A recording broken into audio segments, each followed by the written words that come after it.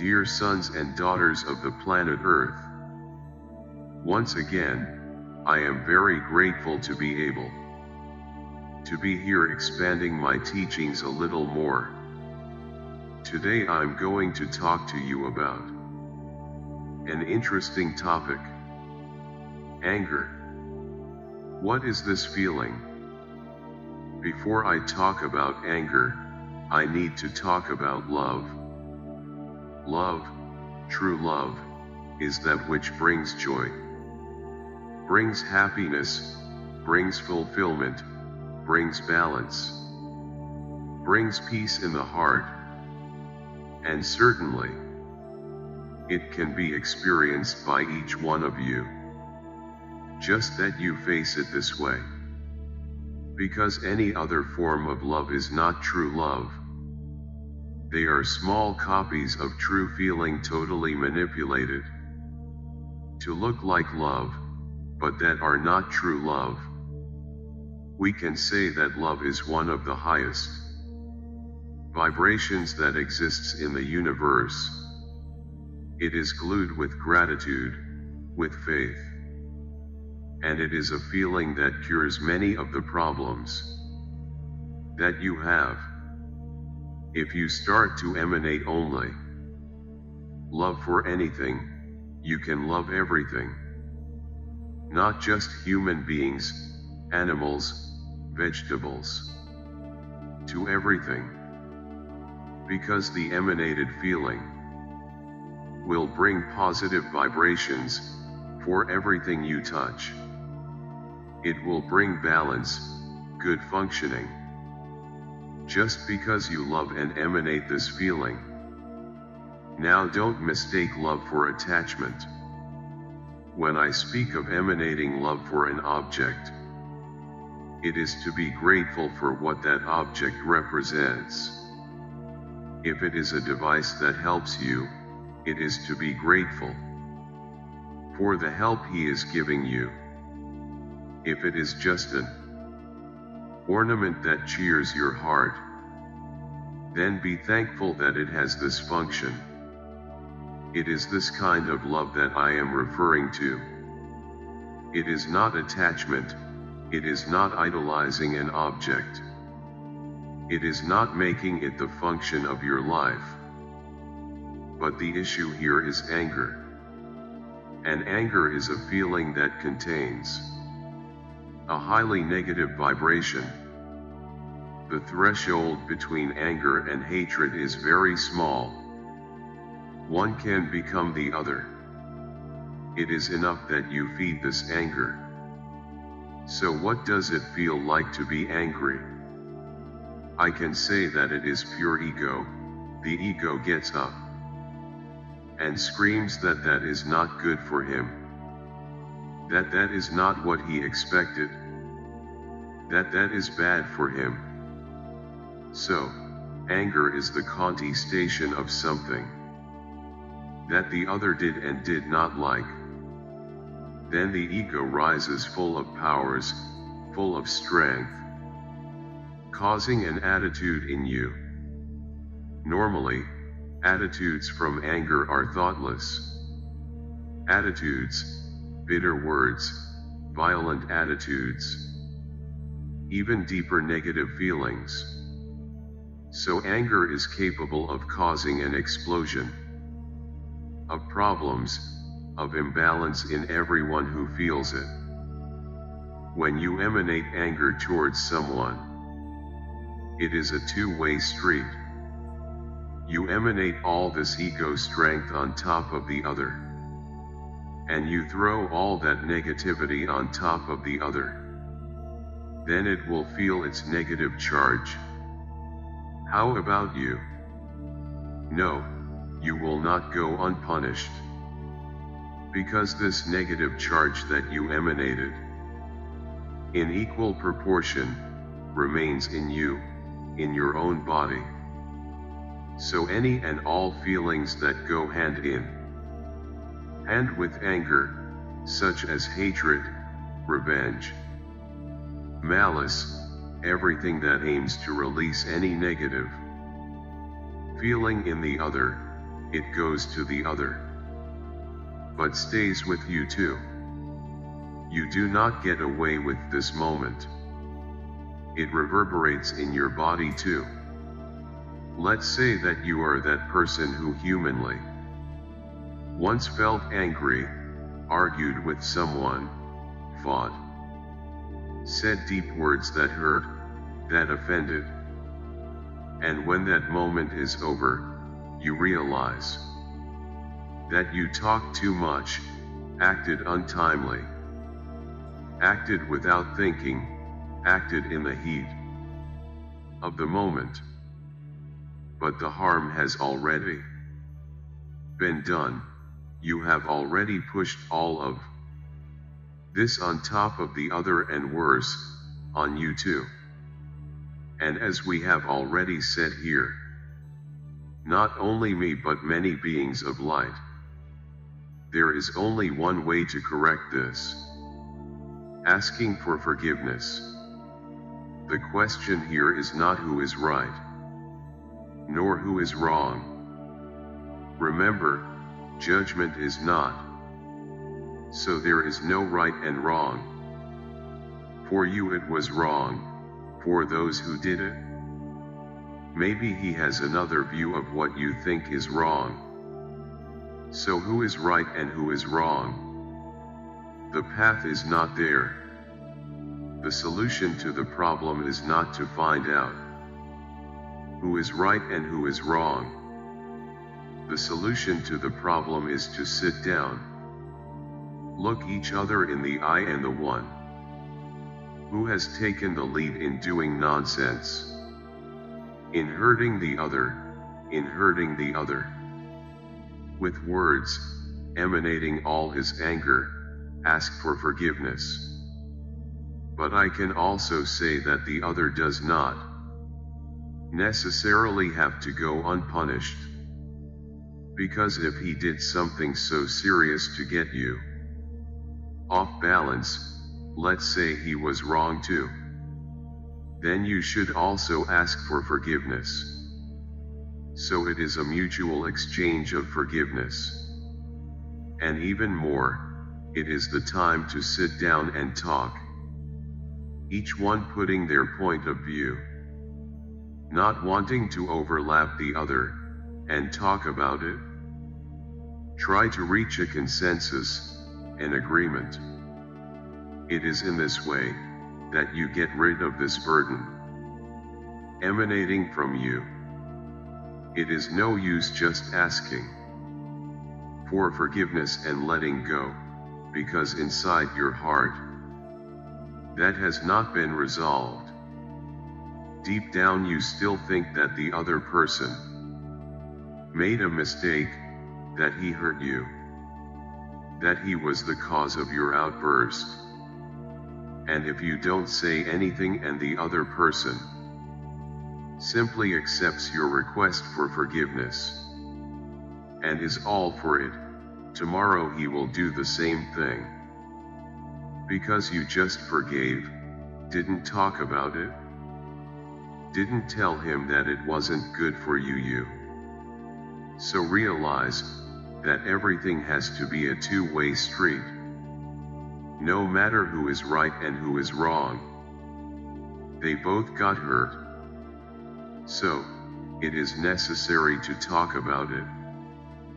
But in this conversation, both pull out the ego, that bug that will stay in your ear. No, you are the one who is right. The other is always wrong.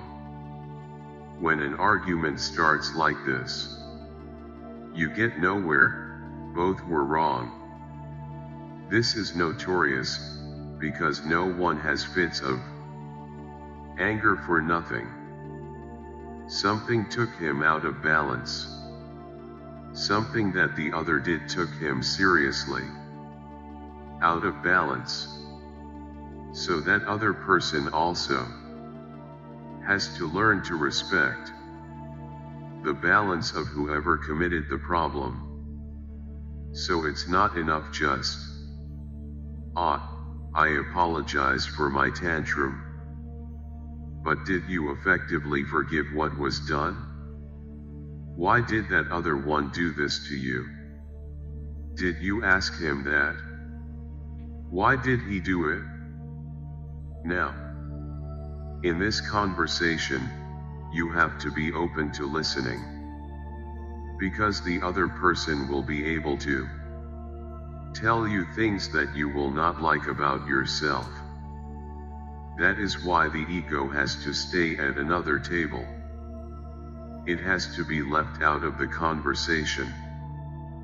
There are people who hurt others without a reason. They hurt only by hurting because they like it. But it is worth showing these people that they are going the wrong way. That also does not go unpunished for them. So, it is not just asking for forgiveness. It is a two-way street. Who provoked the anger and who had an explosion of anger? Nobody is right and nobody is wrong. There is no I am right, you are right, no one is right. One should not have provoked and the other should not have reacted. This is the solution, that is, the event should not have happened. So you have to realize that someone always gets hurt. Someone hurts. But it is important that it be placed on the table, as everyone felt, but without hurt.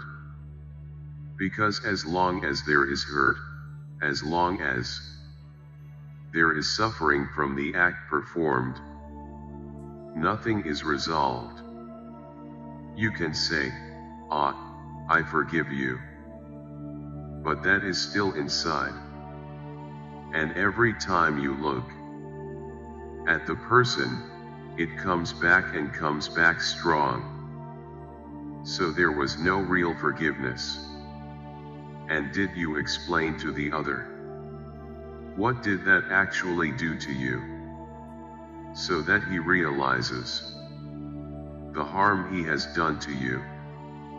If you do not speak, if you simply forgive, he will not learn and will make the same mistake later. It is a double-way path. So when we always say here, that the feeling that has to happen at this moment in your life is forgiveness, yes, it is forgiveness. But it has to be a true forgiveness. It is that forgiveness, that tomorrow, when you think about it, you will feel nothing. Because that has been forgiven. In many cases, there is no longer even a way to ask for forgiveness. Because the person has left your life. The person, you don't even know where you're going anymore. But that doesn't stop you from forgiving. You just need to think about the person.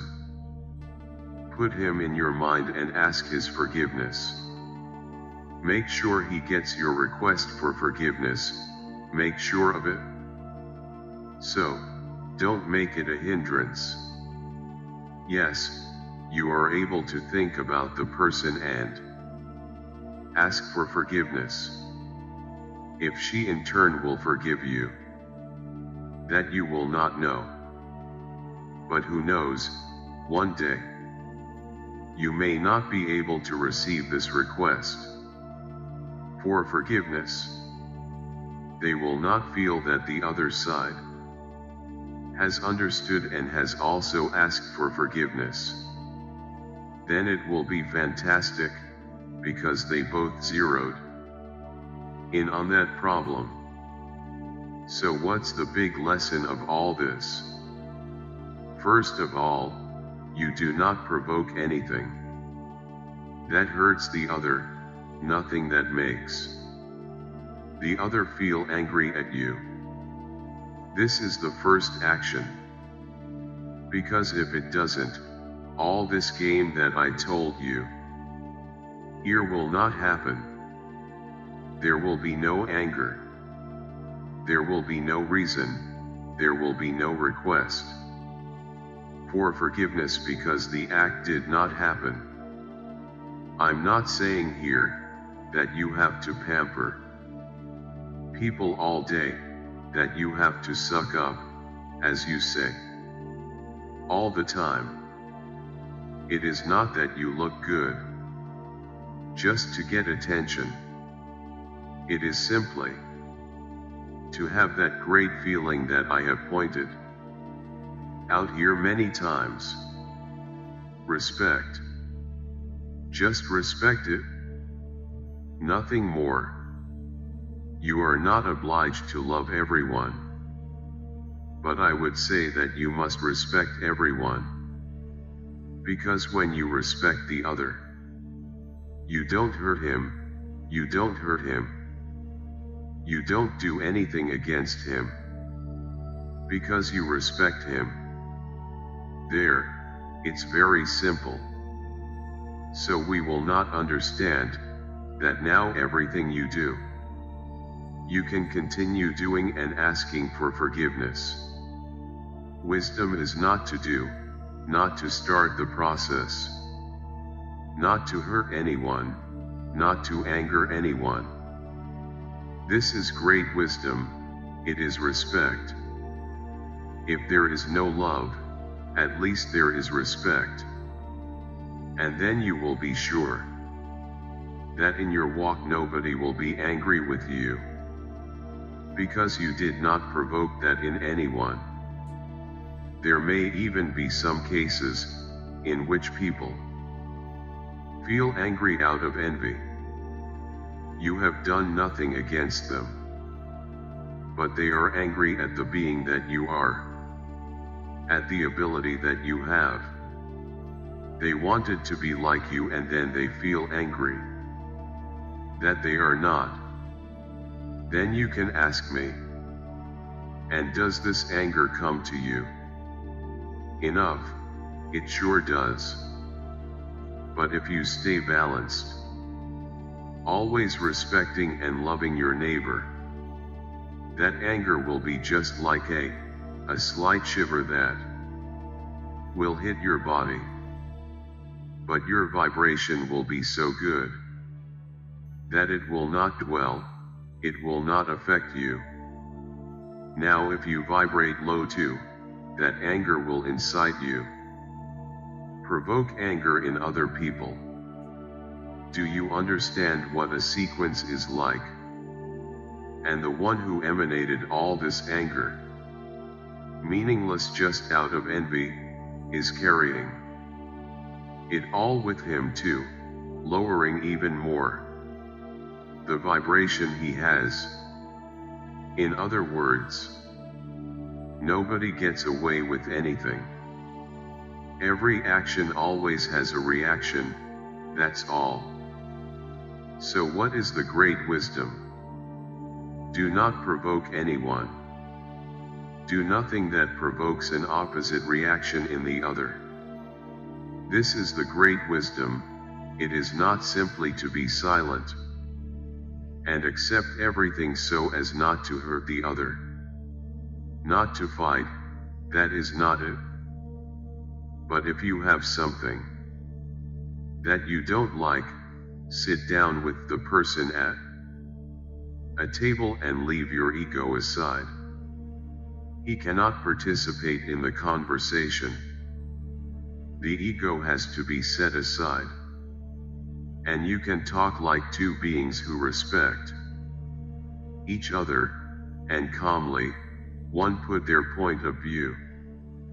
I guarantee that you will leave there light and evolved, each one learning a lesson in their own way. So I leave you reflecting on everything I said here today. Do not emanate anger, because it will, but it stays with you too. So don't do that. Respect each other. If the other does not respect you, talk to him, without ego, and listen to his arguments.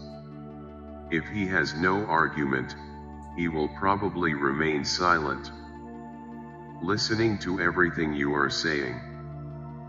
Now, if he doesn't hear anything you said, there is a question that you will have to think about.